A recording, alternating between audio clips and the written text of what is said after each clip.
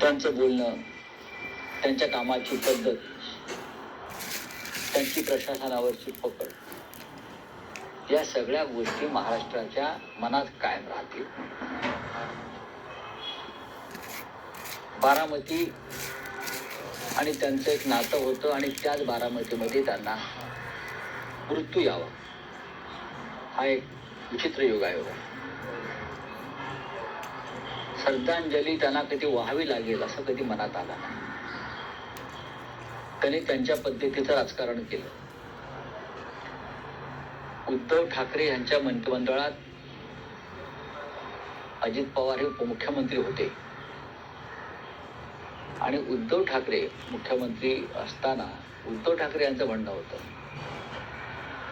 की कॅबिनेटला पूर्ण तयारी करून येणारे ते मंत्री होते.